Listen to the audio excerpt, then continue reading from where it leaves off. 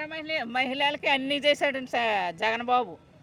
అన్ని పథకాలు కూడా అమలు పరిచాడు.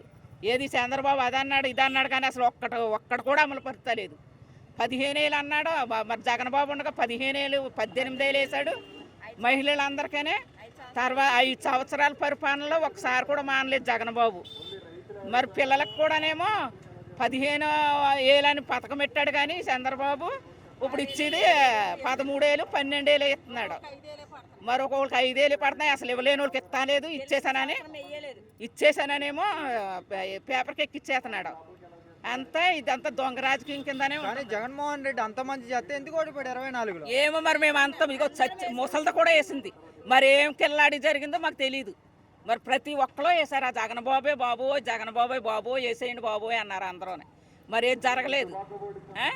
మరి జగన్ బాబు వల్ల వచ్చిన నష్టం ఏమీ లేదు. మరి ఎందుకు జరిగిందో మరి మాకు తెలియదు. మరి ఎవడో ఆడవాళ్ళు ఎక్కడ అవుతుంది? పవన్ కళ్యాణం లేడు, గేవన్ కళ్యాణం లేడు. వచ్చింది అలా. ఇప్పుడు ఎలాగైనా జగనే వస్తాడు అని కాదు. చంద్రబాబు ఇంత లిస్ట్ పెట్టాడు, ఏది ఒక్కటి కూడా అమలు పరచలేదు. ఇంట్లో ప్రతి మహిళలకే 1500 ఇచ్చేస్తాము 1500 ఇచ్చేస్తాము మనిషికి ఒక్కంటికి అన్నారు. ఏది 10 పైసలు లేవు. మరి జగన్ బాబు చేసిన వాగ్దానం 4 సంవత్సరాలు 5 సంవత్సరాలు కూడా నీకనా కనుక ఇచ్చాడు. మరి అది ప్రతి ఒక్కళ్ళకే ఆయన న్యాయం సమకూర్చాడు. భేద బికారి అంతా కూడా తీసుకొచ్చాడు బయటికి.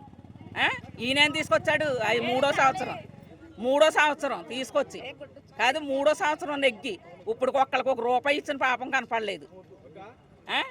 అమ్మఒడు అంటున్నాడు, అది అంటున్నాడు, ఇది అంటున్నాడు, 4గురికి ఇస్తున్నాడు, 10 మందికి ఇచ్చానని రాసేస్తున్నాడు. ఇది గెలిచిన సంవత్సరం మేము అసలు ఇవ్వలేదు. బోర్డు అని పథకాలు 3 బండ్లు అన్నాడు, 6 బండ్లు అన్నాడు, దానికి డబ్బులు అడిపోతున్నాయి అన్నాడు. ఏ డబ్బు లేదు బండా లేదు, అసలు పడేసత్తా లేదు. అక్కడ బ్యాంక్ అక్కడికి వెళ్తే ఏమి డబ్బులు లేవు బ్యాంకులో. నేను అన్ని ఇచ్చేసా జగన్మోహన్ రెడ్డి సవాల్ అంటున్నాడు నారా లోకేష్. మా బాయ్ అంటున్నాడు. మరి మేము ఏం చెయ్యం, మేము కలగొట్టుకుంటున్నాం.